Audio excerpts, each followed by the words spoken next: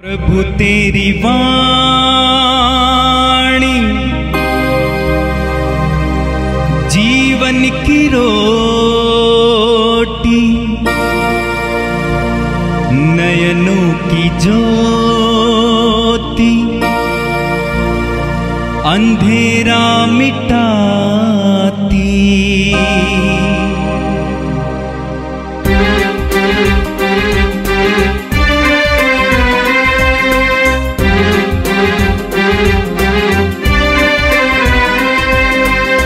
प्रभु तेरी वाणी जीवन की रोटी, नयनों की ज्योति, अंधेरा मिटाती। प्रभु तेरी वाणी जीवन की रोटी, नयनों की ज्योति, अंधेरा मिटाती। वाणी वाणी वाणी वाणी वाणी पवित्र है, शाश्वत है, जीवन का मन्ना है। 16 दिसंबर बुधवार, पहला पाठ।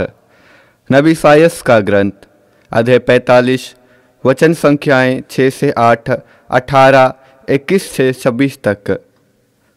मैं ही प्रभु हूँ, कोई दूसरा नहीं है। मुझे छोड़कर कोई दूसरा ईश्वर नहीं है। मैं प्रकाश और अंधकार दोनों की सृष्टि करता हूँ। मैं सुख भी देता और दुख भी भेजता हूँ। मैं प्रभु यह सब करता हूँ। स्वर्ग धार्मिकता बरसाओ, ओस की बूंदों की तरह, बादलों के जल की तरह धरती खुलकर उसे ग्रहण करे। मुक्ति का अंकुर फूट निकले और धार्मिकता फले फूले। मैं प्रभु ने इसकी सृष्टि की है। प्रभु ईश्वर आकाश की सृष्टिकर्ता पृथ्वी को गढ़कर बनाया और उसकी सुदृढ़ नवी डाली है। उसने उसे इसलिए नहीं बनाया कि वह उजाड़ रहे, बल्कि इसलिए कि लोग उस पर बस जाए। वही प्रभु कहता है, मैं ही प्रभु हूँ, कोई दूसरा नहीं है। क्या मैं प्रभु नहीं हूँ? मुझे छोड़कर कोई दूसरा ईश्वर नहीं है। मुझे छोड़कर कोई न्यायी और उद्धारकर्ता ईश्वर नहीं है। पृथ्वी के सीमांतों से मेरे पास आओ और तुम मुक्ति प्राप्त करोगे, क्योंकि मुझे छोड़कर कोई ईश्वर नहीं है। मेरे मुख से निकलने वाले शब्द सच्चे और अपरिवर्तनीय हैं। मैं शपथ खाकर यह कहता हूँ, हर घुटना मेरे सामने झुकेगा, हर कंठ मेरे नाम की शपथ लेगा। सब लोग मेरे विषय में कहेंगे, प्रभु ही में न्याय दिलाने का सामर्थ्य है।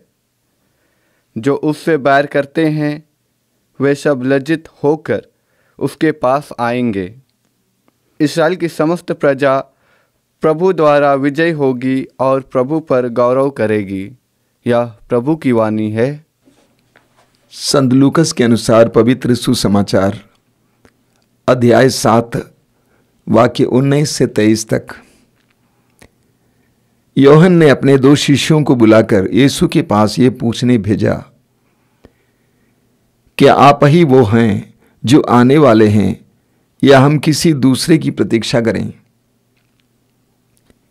इन 2 शिष्यों ने यीशु के पास आकर कहा, योहन बपतिस्ता ने हमें आपके पास ये पूछने भेजा है, क्या आप ही वो हैं जो आने वाले हैं, या हम किसी दूसरे की प्रतीक्षा करें? उसी समय यीशु बहुतों को बीमारियों, कष्टों और अवदूतों से मुक्त कर रहे थे और बहुत से अंधों को दृष्टि प्रदान कर रहे थे। उन्होंने योहन के शिष्यों से कहा, जाओ, जो तुमने सुना और देखा है उसे योहन को बता दो। अंधे देखते हैं, लंगड़े चलते हैं, कोढ़ी शुद्ध किए जाते हैं, बहरे सुनते हैं, मुर्दे जिलाए जाते हैं, दरिद्रों को सुसमाचार सुनाया जाता है, और धन्य है वह जिसका विश्वास मुझ पर से नहीं उठता। यह प्रभु का दिव्य सुसमाचार है। क्रिस्त प्रभु की जय। मेरे प्रिय भाई और बहनों, आज के सुंदर दिन के लिए प्रभु को धन्यवाद दें और प्रभु के पवित्र वचनों के लिए प्रभु को धन्यवाद दें। हम आगमन काल के अंतिम चरणों की ओर बढ़ रहे हैं और इन दिनों हमें ऐसे पाठ मिलते हैं जिसमें यीशु के आगमन का इशारा है। आप जानते हैं, इस्राएली जनता एक मसीहा के इंतजार में थी। अत्याचार, अन्याय, शोषण, गुलामी, धार्मिक पाखंड, गरीबी, दुख पीड़ाएं झेलती झेलती इस्राएली जनता थक गई थी और वह निरंतर प्रार्थना करती थी कि हे ईश्वर, तू हमें एक मुक्तिदाता दे। आज के पहले पाठ में हमने सुना इसायास नबी के ग्रंथ के अध्याय 45 से, बहुत सुंदर है। वहां पर क्या लिखा हुआ है? हे स्वर्ग धार्मिकता बरसाओ, हे स्वर्ग धार्मिकता बरसाओ, ओस की बूंदों की तरह, बादलों के जल की तरह। एक आह थी, एक प्रार्थना थी इस्राएली जनता की, हे स्वर्ग धार्मिकता बरसाओ, मुक्तिदाता की कामना। मेरे प्रिय भाई और बहनों, हम अपना जीवन ईश्वर के ज्ञान के अनुसार जीते हैं। हम सभी के मन में ईश्वर के बारे में एक विशेष धारणा है, ज्ञान है, और उसके अनुसार हम जीवन जीते हैं। जैसा कि कोई सोचता है कि ईश्वर नियम देने वाला है, नियम के पालन करने वालों को बढ़ावा देने वाला है, तो वो उस तरह व्यवहार करेगा। या कोई सोचता है कि हमारा ईश्वर दंड देने वाला है, तो उसके अनुसार जीवन जिएगा। तो ईश्वर के बारे में हमारा जो ज्ञान है, इसके आधार पर हम जीवन जीते हैं। इसलिए हमें अपने ईश्वर के बारे में जानना जरूरी है। संत पौलुस कहते हैं कि मैं यीशु मसीह को जानना चाहता हूं। हमें ईश्वर के बारे में जानना है, ईश्वर का स्वभाव क्या है, स्वरूप क्या है। आज के पहले पाठ में प्रभु क्या कहते हैं? मैं ही प्रभु हूं, कोई दूसरा नहीं है, मुझे छोड़कर कोई दूसरा ईश्वर नहीं है। मैं प्रकाश और अंधकार दोनों की सृष्टि करता हूं, मैं सुख भी देता हूं और दुख भी देता हूं, मैं प्रभु ये सब करता हूं। और पूरे पहले पाठ में हमने इसके बारे में सुना है। आगे प्रभु कहते हैं, मेरे मुख से निकलने वाला शब्द सच्चा और अपरिवर्तनीय है। मेरे मुख से निकलने वाला शब्द सच्चा और अपरिवर्तनीय है। पूरे पाठ में प्रभु अपने बारे में कहते हैं कि मैं सृष्टिकर्ता परमेश्वर हूं, मैं ये सब कर सकता हूं, मैं सब कुछ को परिवर्तित करने में समर्थ हूं, शक्तिशाली हूं, मैंने सृष्टि की रचना की है। हम ईश्वर को सृष्टिकर्ता कहते हैं। क्या मतलब इसका? क्या ईश्वर ने एक बार सृष्टि किया और वो भूल गए? बिल्कुल नहीं। ईश्वर बराबर सारी सृष्टि में सृष्टि का काम जारी रखता है। हर पल सृष्टि का काम चल रहा है। एक नया बीज, नया अंकुर फोड़ रहा है, बाहर ला रहा है। हर समय सारी सृष्टि में सृष्टि का कार्य चल रहा है। आप और मेरे अंदर भी सृष्टि का कार्य चल रहा है। प्रतिदिन सृष्टि का कार्य चल रहा है। जानते हैं, आप एक बहुत बड़े चमत्कार हैं। आपके शरीर में चमत्कार हो रहा है। आपने कभी ख्याल नहीं किया होगा कि आपने कभी सुना है इस दुनिया में खून बनाने की फैक्ट्री है? कहीं नहीं है, लेकिन आपके अंदर है। आप एक बहुत बड़े अद्भुत आश्चर्य हैं। तो ईश्वर के सृष्टि कार्य बराबर चल रहा है। तो ईश्वर कहता है कि मैं सृष्टि करता हूं। लेकिन ईश्वर को हमारे जीवन में सृष्टि का कार्य करने के लिए हमारे इजाजत और सहयोग की जरूरत होती है। हमारे सहयोग और हमारे इजाजत की जरूरत होती है। बहुत सुंदर बात है। आप पढ़ेंगे प्रकाशना ग्रंथ अध्याय 3 वाक्य 20 में प्रभु कहते हैं, मैं द्वार पर खड़ा होकर खटखटाता हूं। यदि कोई मेरी वाणी सुनकर मेरे लिए द्वार खोलेगा, मैं आकर उसके साथ भोजन करूंगा और वो मेरे साथ। ईश्वर ने हमें स्वतंत्र बनाया है। ईश्वर सर्वशक्तिमान है, ईश्वर सृष्टि करता है, लेकिन ईश्वर ने हम मनुष्यों को स्वतंत्र भी बनाया है। जब तक हम ईश्वर की अधीनता को स्वीकार नहीं करेंगे, जब तक हम ईश्वर को अपने जीवन में कार्य नहीं करने देंगे, तब तक वो हमारे जीवन में कार्य नहीं करेगा। अंग्रेजी में कहा जाता है, the God who created you without you cannot save you without you. यानी जिस परमेश्वर ने बिना आपके इजाजत के आपकी सृष्टि की, वह बिना आपके सहयोग के आपकी मुक्ति नहीं कर सकता है। हर मनुष्य को सहयोग देना पड़ता है, हर मनुष्य को ईश्वर के अपने जीवन में आने देना पड़ता है। इसलिए सुसमाचार में हम पढ़ते हैं, प्रभु यीशु लोगों से पूछते हैं। लूकास अध्याय 18 में प्रभु यीशु ने उस अंधे से पूछा, तुम क्या चाहते हो कि मैं तुम्हारे लिए क्या करूं? उन दो अंधों से प्रभु ने पूछा, क्या तुम विश्वास करते हो कि मैं तुम्हारे लिए कर सकता हूं?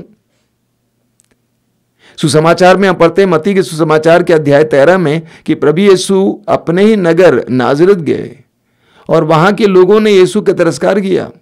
उन्होंने यीशु पर विश्वास नहीं किया और नतीजा कि प्रभु यीशु वहां पर कुछ नहीं कर पाए, कोई भी चमत्कार नहीं दिखाए। तो हमारा ईश्वर सृष्टिकर्ता परमेश्वर है, हमारी परिस्थितियों को बदलने में समर्थ है, लेकिन यह तभी हो सकता है जब हम सहयोग देते हैं, उसके लिए इजाजत देते हैं। और आज के सुसमाचार में हमने सुना कि यूहन्ना बपतिस्ता अपने 2 शिष्यों को यीशु के पास भेजते हैं, ये पूछने के लिए, क्या आप ही वो हैं जो आने वाले हैं या हम किसी दूसरे की प्रतीक्षा करें? वास्तव में यूहन्ना बपतिस्ता ने यीशु को पहचान लिया था।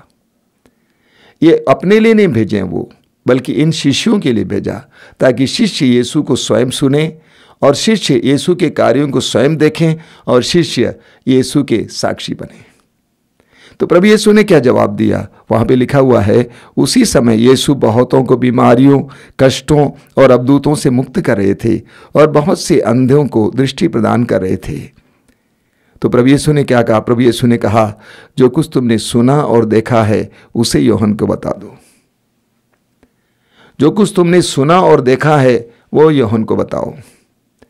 तुमने मुझसे जो सुना और तुमने जो देखा, ये यूहन्ना को बताओ। प्रभु यीशु ने सुसमाचार की घोषणा की। कैसे घोषणा की? अपने शब्दों के द्वारा घोषणा की और अपने कार्यों के द्वारा भी घोषणा की। प्रभु यीशु ने फरीसियों से कहा, यदि तुम मेरी बातों पर विश्वास नहीं करते, मेरे कार्यों को देखकर उस पर तो विश्वास करो। तो प्रभु यीशु ने शब्दों के द्वारा और कार्यों के द्वारा ईश्वर के राज की घोषणा की। यूहन्ना के सुसमाचार के अध्याय 1 उसके वाक्य 14 में पढ़ते हैं, यूहन्ना कहता है कि वह अनुग्रह और सत्य से परिपूर्ण था।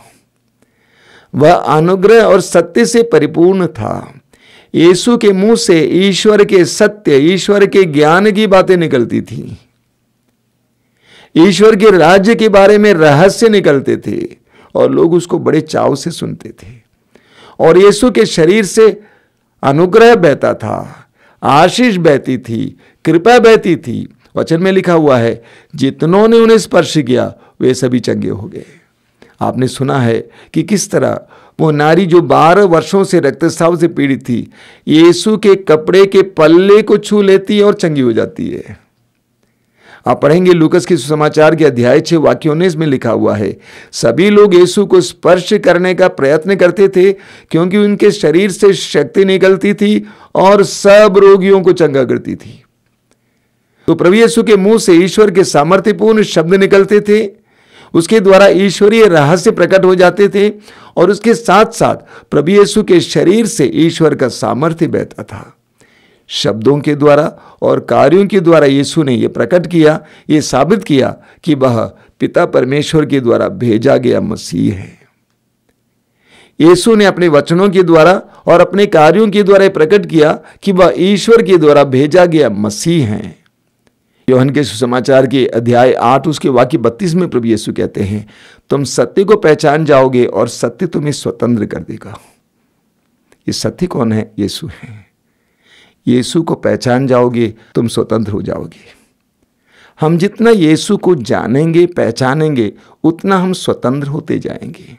इसीलिए हमें पवित्र वचन पढ़ने की जरूरत है, उस पर मनन चिंतन करने की जरूरत है। आप जानते हैं, समारी स्त्री ने यीशु को यहूदी के रूप में देखा पहले, उसके बाद उसने यीशु को एक नबी के रूप में देखा, लेकिन धीरे धीरे जैसे वह यीशु के वचनों को सुनती जा रही थी और यीशु के सानिध्य में बैठी हुई थी, बदल जाती है और यीशु को मसीह के रूप में देखती है। उसका जीवन भी परिवर्तित हो जाता है, स्वतंत्र हो जाती है। तो हम जितना प्रभु को जानेंगे उतना हम स्वतंत्र होते जाएंगे। तुम सत्य को पहचान जाओगे और सत्य तुम्हें स्वतंत्र करेगा। उसके लिए हमें यीशु के वचनों को सुनना है, यीशु के कार्यों को देखना है। आज भी बहुत सारे साक्ष्य सुनने का आपको मौका मिलता है जिनके जीवन में प्रभु का बहुत बड़ा कार्य होता है। अभी हाल की बात है, शायद मैं आपके सामने लाऊंगा बाद में एक साक्षी के रूप में। हमारे यहाँ एक सप्ताह पहले एक भाई लाए गए और वो भाई 1 साल से पड़े हुए थे, चल फिर नहीं पाते थे, अपने पैर को जमीन पर रखकर नहीं चल पाते थे। उस भाई को उठाकर ले आए, आज वो एक डंडे के सहारे स्वयं चल रहे हैं। प्रभु के बड़े बड़े चिन्ह और चमत्कार आज प्रकट होते हैं, उसको हमें देखना है और प्रभु के पवित्र वचनों को हमें सुनना है ताकि हम यीशु के बारे में ज्ञान प्राप्त करेंगे। और जैसे जैसे ज्ञान प्राप्त करेंगे वैसे वैसे हम स्वतंत्रता भी प्राप्त करेंगे। आंखें बंद कीजिए, हम प्रार्थना करें। प्रभु यीशु, धन्यवाद देते हैं आज के सुंदर दिन के लिए, तेरे पवित्र वचनों के लिए धन्यवाद देते हैं। हमें तुझे और गहराई से जानने की कृपा दीजिए, तेरे स्वभाव को पहचानने की कृपा दीजिए। हम जान सके कि तू क्या है, कौन है। जितना हम तुझे जानेंगे उतना हम परिवर्तित होते जाएंगे।